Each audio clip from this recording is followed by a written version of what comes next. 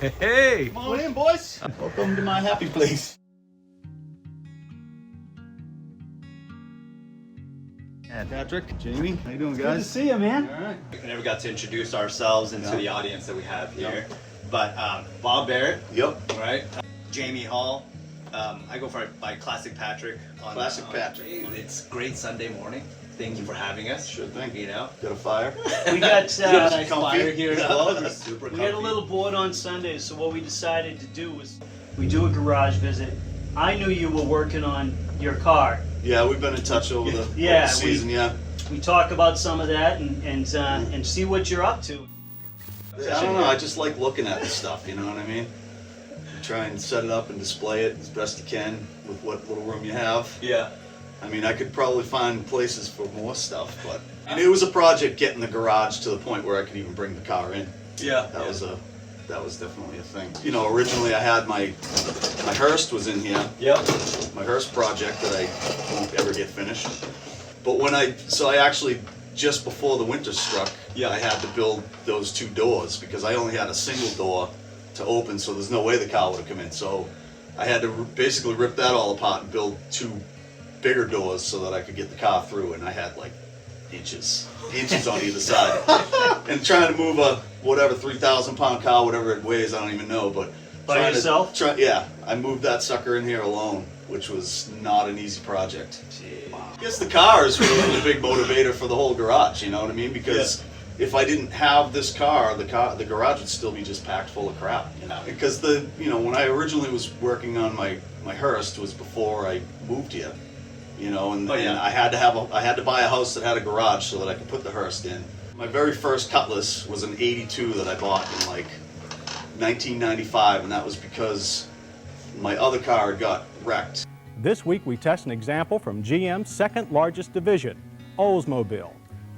General Motors were determined to pull out all the stops with the A bodies. I bought it off them for like $200, and they had a 350 Rocket on, you know, outside of the car that I bought for like another $150.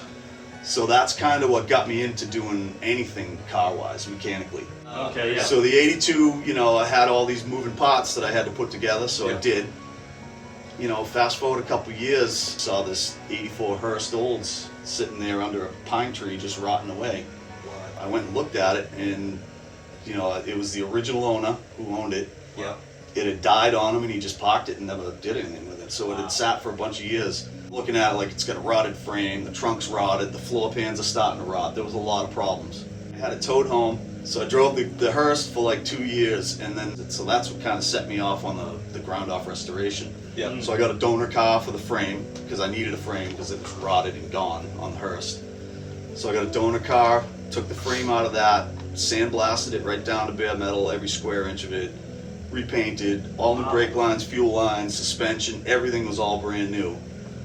But then, you know, I had 2 kids, started my business painting, and bought the house, and, you know, life took over. So the Hurst just kind of got put on the back burner for a long time.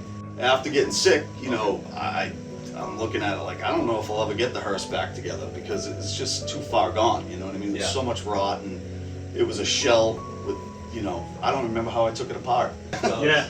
22 years actually, so. Wow. Honestly, this is a place where I feel like I can handle what's going on in my head all the time. You know what I mean? Yeah. Because if I'm in my head, I can find something to do in here and kind of keep myself out of my head. You know, because after having a health scare like I've had, you know, it's always in my brain. Yeah. And it could come back anytime. I mean, you know, I thought I was clear for 6 years or 5 years. Everything was fine, and then all of a sudden I had cancer again out of nowhere. So originally I had cancer in 2019, and in panic mode all the time. Yeah. And they found a tumor on my kidney, and so that whole thing snowballed into insanity. Yeah. They said I was probably high risk for it to return, so they offered a clinical trial to do. So I did the clinical trial for like, it was supposed to be for a year, and after like 9 months, you know, going in every 3 weeks into Boston and getting hooked up to a IV and doing the whole process. Yeah. It was taking its toll, you know what I mean? I started getting really just tired of doing it. I wasn't feeling 100% all the time. Yeah. Not knowing if I was getting treatment or placebo, you know what I mean? Right. I had to call off the whole trial thing because it just wasn't agreeing with me anymore. And a week later, COVID hit. So I was under the microscope all the time, so I was feeling pretty good about that, you know, and then all of a sudden there was a spot that we had seen, but nothing ever became of it. It didn't grow or anything, so we just kind of left it alone. Then it did grow, and it turned out, you know, we did a biopsy and ended up being cancer again on my pancreas. Yeah. And which, you know, that sent me into a little bit of a mental whirlwind because I know pancreatic cancer is not great. Right. Yeah. That just happened like a year ago, so. Wow. Yeah. Over the years, coming in this garage was a little bit torturous, you know what I mean? Because it was full of crap. The car was buried in here, and I just never really saw the light at the end of the tunnel for the Hurst. So then, I don't know, a couple of years ago, I was on Marketplace like we all do. You know, this thing showed up, and you know, everything looked so good for all original. It was literally an unmolested car. There was nothing ever touched. Did a couple quick pumps on the gas and the thing fired right up, and I was like, oh my god. Took it out for a ride around the block, and I mean, I was like a kid again, you know, I was giddy. Sitting in the seat, it was like climbing back in time, you know what I mean? It was like a time capsule from like high school. I haven't been in a Cutlass in 25 years. Jeez, I mean, it was like, the whole drive home was just, you know, it just felt like being home again. You know? Yeah, I was taking it all in for sure. Yeah. But it drove like a champ, and you know, it made it all the way home. It was I got home and I was just like a giddy little girl, man. And I got a picture that I put in there. It was when I first got home with it. Yeah. I'm like leaning on the hood like some hot chick, like. But yeah, it was fun. It was a great ride home. The very first thing I did when I got it home to make it my own was I did glass edging. Yeah. Oh wow. So back in the day, I was an artsy foxy crafty kind of, you know, and that's kind of like I started falling in love with the car. You know what I mean? I was sort of getting in a relationship with it. You know what I mean? What did The wife's gonna kill me. Yeah. I mean, everybody's, you know, on board. I think, you know, my son is happy about it because someday this will be his car. You know what I mean? So that's kind of cool. My son learned how to drive in this. Yeah. So hopefully someday when the motor's in it, then he can learn how to really drive. I had the motor built back, you know, all the machine work done back in like early 2000s. Yeah. And you know, I brought it home and it sat right behind you for 22 years, untouched. I wrapped it up. Yeah. And just left it there, and you know, hoped someday that I'd maybe get back to it.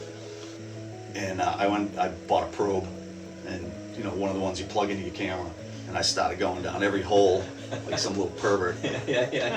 Oh, yeah. So they have a big block 455, 461. Yeah, it's a time capsule for sure, absolutely. You know, even things that I've never done before, I like to try it just to see if I can pull it off. The doors are a big thing because, you know, it started out just wanted to do hinge pins. And then when I had the door off, I'm like, well, the whole bottom of the door was rotted. I had to cut all that out and, you know, hand bend all the metal. The biggest thing for me, the biggest takeaway from that is knowing that there's no more rot. You know what I mean? Because those are really the only rot spots on the car was the bottoms of the doors, which these are notorious for, you know? Yeah. The floors were just getting to that point where they had a bunch of surface rust on them. I mean, you know, so I pulled the carpet out, saw all this rust starting to go, so that got me into grinding the whole floor out, and then that got me into, I might as well put in the bucket seats now that I have them. Building as I go to do the jobs that I want to do. Yeah. You know what I mean? Oh yeah. Oh yeah. But this car got me back into the passion and the drive to get it all done. Yeah. Patrick, that's the last picture you took of me leaving the last show. That was That's like awesome. pulling out of the very last show at East Bay this year. I don't know, when I first went to that you guys' show, you know, everybody was awesome, first of all. Yeah. You know, and instantly, the first time I went there, I'm like, wow, this is actually a pretty fun event. Even though it's, you know, 7 o'clock on a Sunday morning. Yeah. I literally don't get up to go to work that early, right? But I'll have my ass up at 5:30 on a Sunday to go to East Bay Grill. Making sure that my car's clean before I go there. Yeah. It's easy to relate with people at a place like that. Not even just for the car show and showing off your car. It's like the gathering of people You know what I mean? It's a great bunch of people, and there's a ton of spectators that show up at that early on a Sunday morning. It blows my mind. You know, and then you guys had, you know, when I found out what you guys were backing this past year with Finn, that one hit home pretty good to me. You know what I mean? Like seeing that little boy doing what he's doing and going through, it blows my mind. Yeah. You know, and it made me think about my health issues that I had, and It puts it in perspective. thinking about what that poor kid has gone through, way worse than me. Yeah. You know, to go through chemo and go bald and all that. I mean, that's just terrifying for a kid. I don't know. That just kind of like really drove me to want to be a part of it. You know what I mean? Yeah. That was a big deal. And, you know, everybody's got a reason for what they have and why they love it. You know. Right. So, you know, the health scare kind of was what sort of got me wanting to, because you know that was my big dream. You know what I mean? Having that, getting that Hurst, like as a show car, race car, was a big dream for me. That was like one of the only actual dreams that I ever had in my life. You know what I mean? And then that got put on the way back burner for 20 plus years. And then I stumbled on this thing, and I'm like, you know, I might not ever have an opportunity to do this. You know, and I don't know how much time I have to do it. So it's given me another reason to, you know, want to like fight for whatever I have and do. So. And I always wanted to have my Hurst back up and running so I could go do turkey burns. That was like really my main goal, you know? It's awesome. It's the best event ever. I can't wait to feel that thing putting me in the seat. You know what I mean? Like the torque and the horsepower, it's something to look forward to. It's definitely an end game for me. Hopefully next winter I can get the motor and all that done in time for the following season. No burnouts leaving East Bay Grill. Yeah, I know. You guys have a rule. burnouts. I look forward to it all week long. Yeah. Isn't that crazy? No. I look forward to that Sunday morning. It's like I never saw that coming for me. It's sort of like a kind of stepping back in time. That was a good stage of my life. I was living my life at that point. I was like 27. I haven't felt 27 in a long time. Mentally, you know, I'm starting to get back. Like I feel mentally, I'm in my 20s again. Yeah. It was awesome. I was a delinquent. Just saying. There we go. But you know what? I feel like those are the things that made me who I am today. You know what I mean? Like, well-rounded. I did a lot of stupid, crazy, kind of shitty things back in the day, but at the same time, it made me respect being an adult. I know in the big picture, I have a good life, and you know, I got a good, healthy family, and you know, we got a roof over our heads. I literally will come in here and stand here just to look around before I even go to work. What about wife? How does she feel about this room?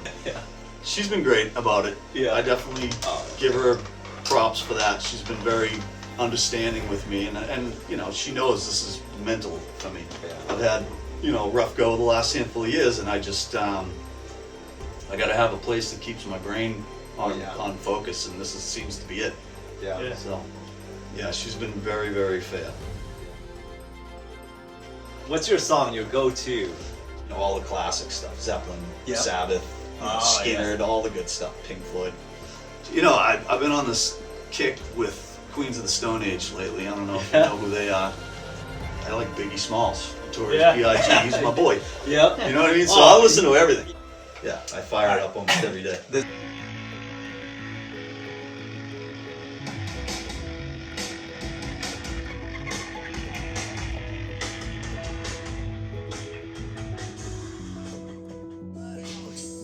One more shot of you again. All right.